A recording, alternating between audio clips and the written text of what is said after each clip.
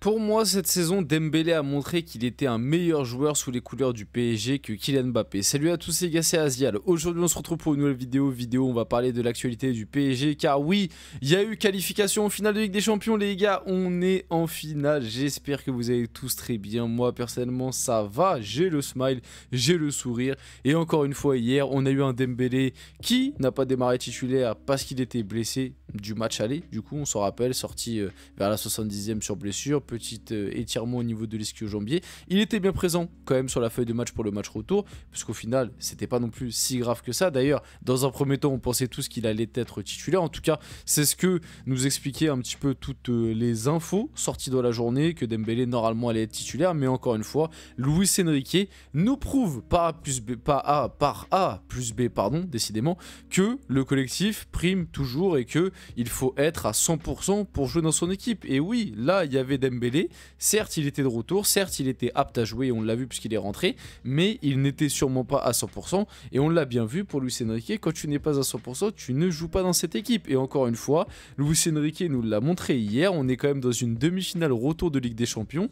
Et c'est un coach qui a quand même pris le risque de mettre Ousmane Dembélé sur le banc, qui, on le rappelle, est quand même ton meilleur joueur cette saison. En tout cas, ton joueur le plus décisif. Et d'ailleurs, qui est le joueur le plus décisif cette saison en Ligue des Champions. Parce que moi, comme je l'ai toujours dit, cette année, je trouve que Dembélé est celui qui emmène, en tout cas incarne un peu plus ce côté leader et chef de troupe, notamment dans les gros matchs de Ligue des Champions. Et encore une fois, finalement, en étant remplaçant hier face à Arsenal, il rentre et il arrive encore une fois à être décisif en te claquant une passe D.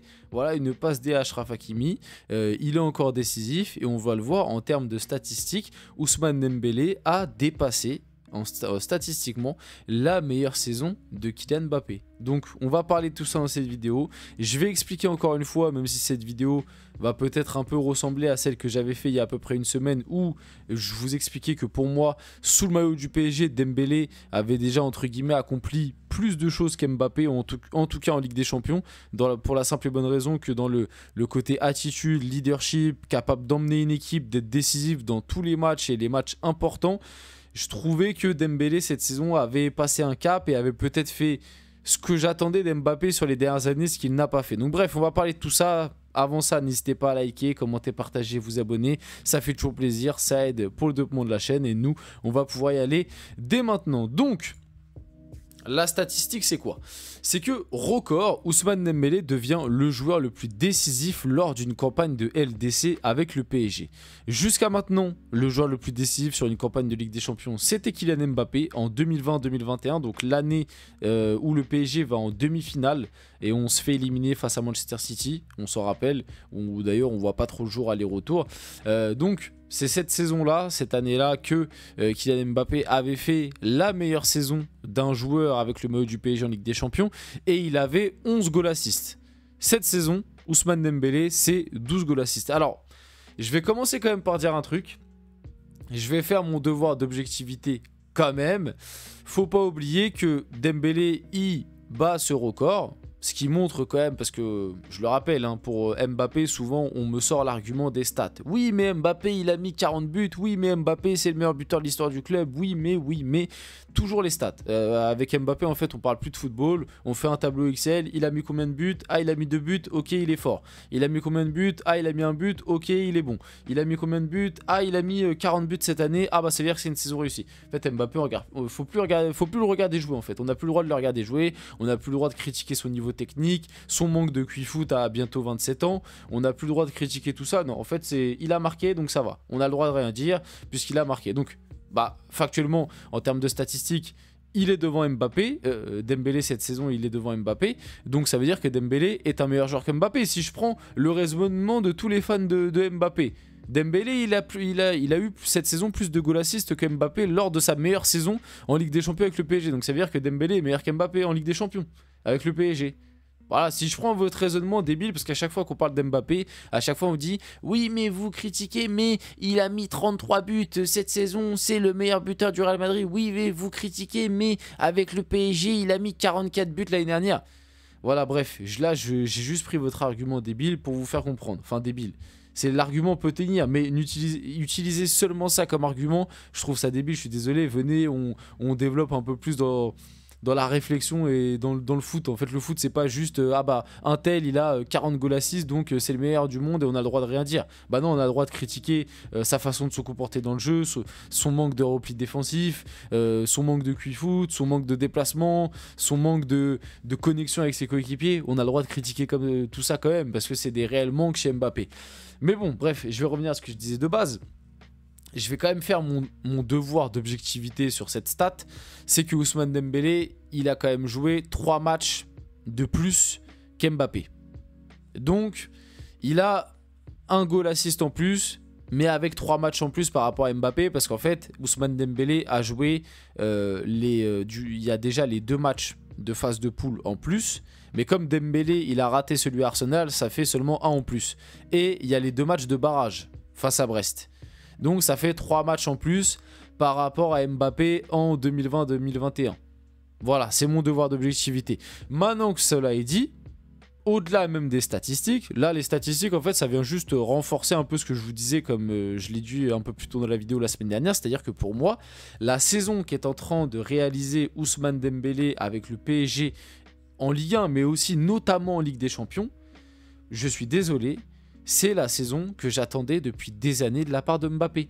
C'est-à-dire une saison où il est irréprochable de A à Z, que ce soit en termes de comportement sur le terrain, que ce soit en termes de leadership, que ce soit en termes de savoir être clutch au bon moment dans les gros matchs et là où on t'attend, et de tout simplement emmener cette équipe au bout. Alors pour le moment, le PSG n'a pas gagné Ligue des Champions, mais tu as atteint une finale.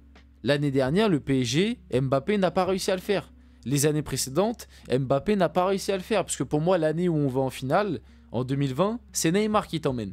Mbappé joue son rôle, bien évidemment, il fait partie de l'équipe, mais celui qui t'emmène, c'est Neymar. Cette année, bien évidemment, les autres. Gvara, il a un rôle hyper important. Désiré Doué, Barcola, il a eu son importance. Joao Neves, Vitinha, ils sont tous importants. Fabian Ruiz, là, on l'a vu sur la demi-finale. Donnarumma, bien évidemment.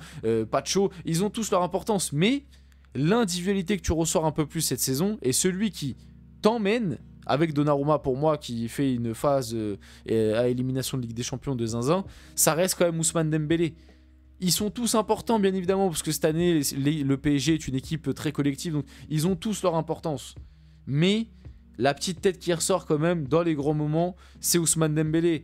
Le match retour face à Liverpool, il est buteur. Il te met un penalty aussi lors de la séance de tir au but qui est très important parce que c'est le penalty qui te permet de faire la bascule juste après l'arrêt de Donnarumma. Et en plus, le penalty est pour le coup super bien tiré. C'est une dinguerie. Il a vraiment porté ses balls.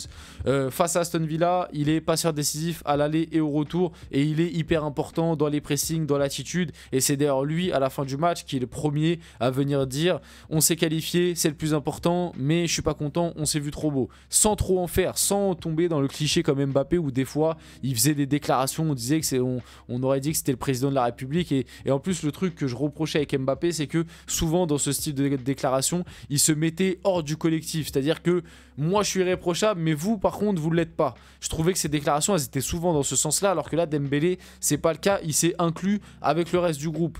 Arrivé la demi-finale à l'aller, le match qu'il fait face à Arsenal, c'est un match de patron. Je suis désolé. Il est buteur, il te met un but. Le but, il a une aura. Voilà, il te met un but super dur à mettre. Il est décisif dans l'action. Décrochage, passe, frappe, finition magnifique, célébration où il y a de l'aura. Voilà. Le retour, malheureusement, il est blessé, mais il rentre, il fait passe D. Il rentre, il fait passe des directs et il rentre quand même. Je trouve qu'il t'apporte tout de suite quelque chose de différent. On le voit même du côté d'Arsenal. Dembélé est rentré. On a vu un peu plus de peur. Il commence à petit, je trouve, inspirer un peu la peur chez ses adversaires. Et c'est très positif et je vais pas me répéter, mais voilà, l'attitude sur le terrain, les efforts défensifs, le leadership, la qualité technique, la qualité de déplacement, le fait qu'il est, pour moi, ce soit l'élément qui a complètement débloqué le jeu de Luis Enrique, l'avoir placé faux neuf parce qu'il te facilite le jeu, il est capable vraiment de te débloquer des situations. Bref, pour moi, Dembélé est en train de faire une saison que en Ligue des Champions, je parle, parce qu'Mbappé, il a déjà fait des saisons fantastiques en Ligue 1, etc. Il a déjà mis des valises de buts, il a déjà eu des stats incroyables, mais en Ligue 1, pour moi, Dembélé est en train de réaliser quelque chose de très très grand. Vite fait par rapport au match d'hier, les notes, Donnarumma a eu 9, donc les notes dans l'équipe, hein. Donnarumma a eu 9, Hakimi 6, bon, début de match compliqué, mais peut-être un petit 7 avec le but. Marquinhos 4, je trouve ça un peu dur, pour moi il aurait mérité 5, Pacho 4, pour moi c'était 6, Nuno Mendes 6, ok, Neves 8, ok, Vitinha 4, ok, Ruiz 8, ok, Barcola, j'aurais peut-être mis 4 à Barcola, moi. Désiré Doué 5, ok. Et Kvaratskhelia 7, je suis d'accord. On finit la vidéo là-dessus. J'espère que cette vidéo vous a plu. Si c'est le cas, n'hésitez pas à liker, commenter, partager, vous abonner. Les gars, c'était Aziel. On se retrouve très rapidement pour une prochaine vidéo.